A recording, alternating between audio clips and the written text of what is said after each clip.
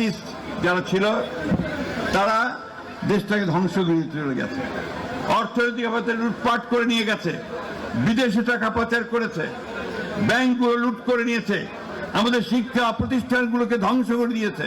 দেশ ধ্বংস করে গেছে ফ্যাসিস্টরা, এখন দেশের পরিবর্তন ভিন্ন খাতে নেওয়ার ষড়যন্ত্র করছে একটি পক্ষ, মন্তব্য করেছেন স্থানীয় সরকার মন্ত্রী মির্জা ফখরুল ইসলাম আলমগীর। আর আইনমন্ত্রী আসাদুজ্জামান বলেছেন, জুলাই সনদ বাস্তবায়নে অঙ্গীকারবদ্ধ সরকার। এদিকে জ্বালানি মূল্য বৃদ্ধির অজুহাতে কোনো পণ্যের অস্বাভাবিক দাম বাড়ানোর সুযোগ নেই বলে মন্তব্য করেছেন বাণিজ্যমন্ত্রী। শুক্রবার আলাদা অনুষ্ঠানে এসব কথা বলেন তারা।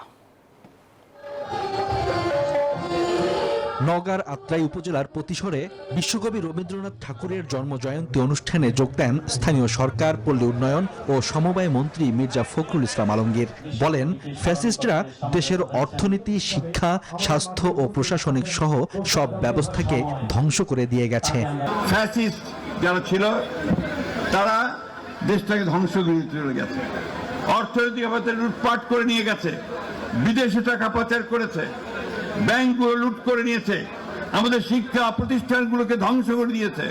আর রবীন্দ্র চর্চায় নতুন প্রজন্মকে আরও সম্পৃক্ত হওয়ার আহ্বান জানান বিদ্যুৎ, জ্বালানি ও খনিজ সম্পদ মন্ত্রী ইকবাল হাসান মাহমুদ টুকু।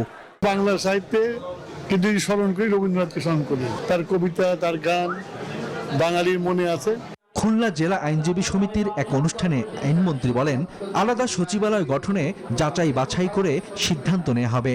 আমাদের মাননীয় প্রধানমন্ত্রী ভাবে কোন রকম রাগ ঢাক না করে আমরা জুলাই সনদের প্রতিটি তারিখ, প্রমাণ, শ্রেণীকরণ মেনে চলতে অঙ্গীকারবদ্ধ।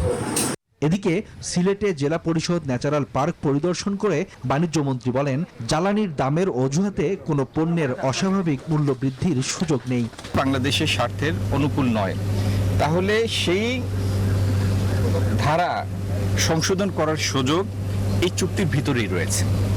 এছাড়া বাংলাদেশের সাথে কোনো রাষ্ট্রের মধ্যে চুক্তিতে দেশের স্বার্থ পরিপন্থী কিছু থাকলে তা সংশোধনের সুযোগ আছে বলেও মন্তব্য করেন বাণিজ্যমন্ত্রী। Desk report, news 24।